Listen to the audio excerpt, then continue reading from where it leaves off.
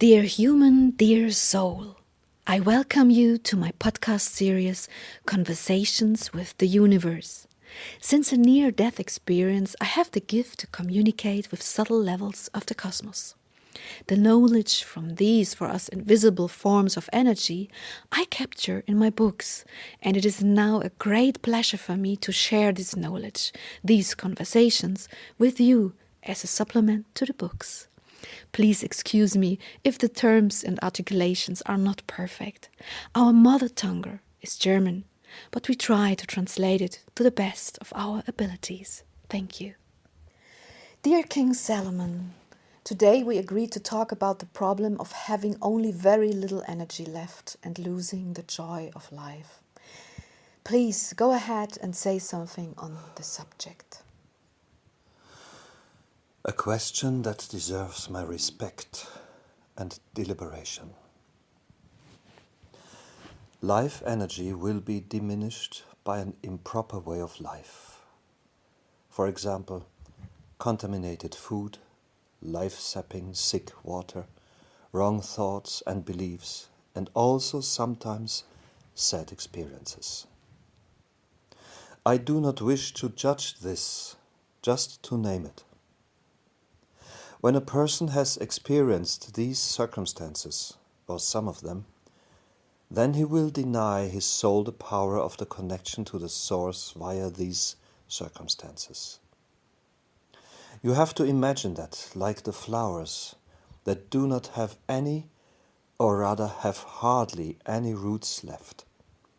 Therefore, no life-supporting food will reach their blossoms, and thus it is with the soul. If the soul loses its connection, it loses its original energy source. It will feel lost, alone, and ill. But this is a mainly physical phenomenon. But this has longer lasting and deeper repercussions for the soul than you believe. This shows how much the soul and body are connected in both directions. The body to the soul and the soul to the body. But if a person, through unconscious living and hence unconscious actions, impairs his body energy to such a degree that the soul's connection to the source is also rendered more and more feeble, it then happens that his life energy will also be diminished.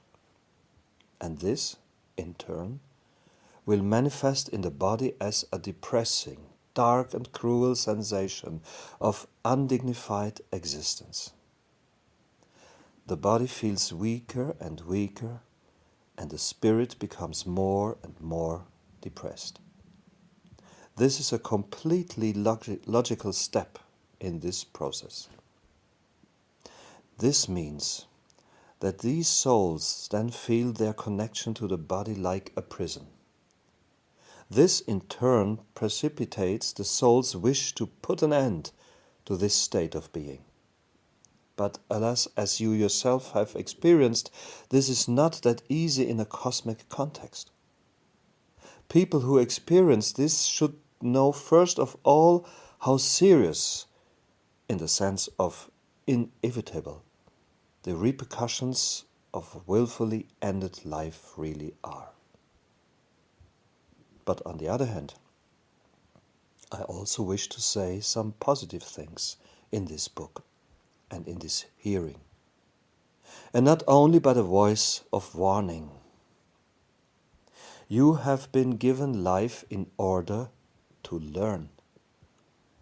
Even the experience of the loss of energy can be a positive learning experience.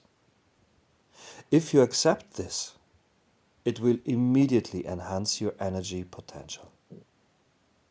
Once you have taken the step to make use of positive affirmations, your inner wisdom will begin to grow.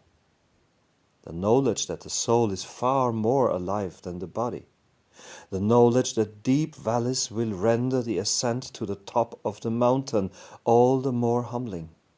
The knowledge that life does not just bring you light but also shadow.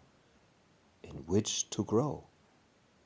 Such wonderful and intense insights will be the results of this experience. Wow. I can understand that, dear Solomon. But many people can't do this alone. They need friends to help them. Yes. When they do not have such friends, what can you tell those people? Is there maybe a kind of exercise that we can show them so that they can regain some energy by themselves, alone? An image, something, anything, please. If they wish to direct energy back into their soul, they should perform the cosmic cross, which you have already mentioned several times. This directs the energy directly into the soul like an electric plug connected to your wall socket. This can already change and mean a lot without making it necessary to do other things. It does it in you.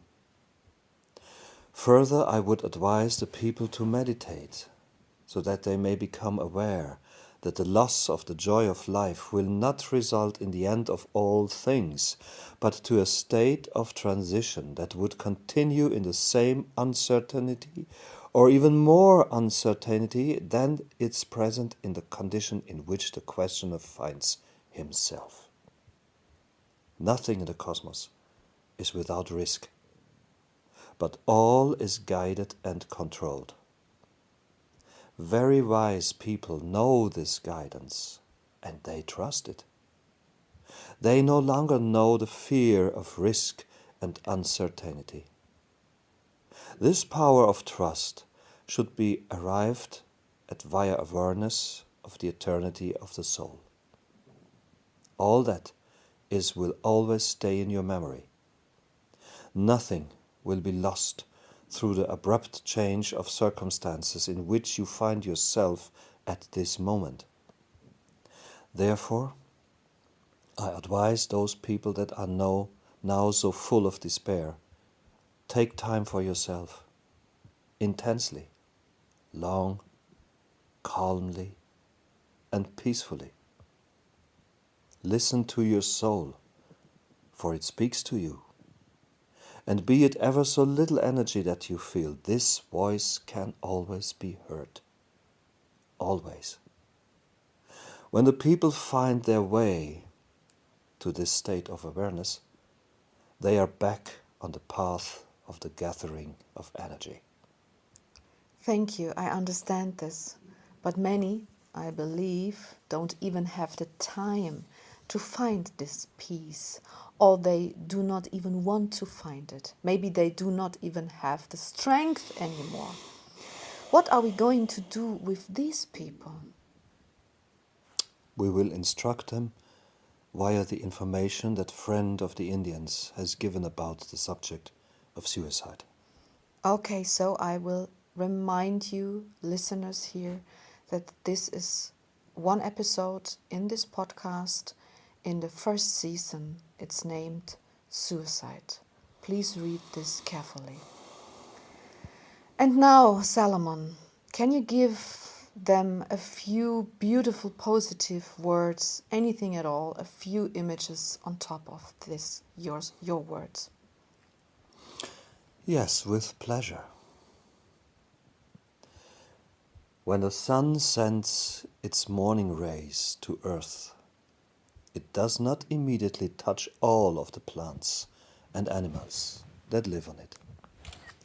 Those that are in shadow might believe that they will eternally remain there, but this is not the case.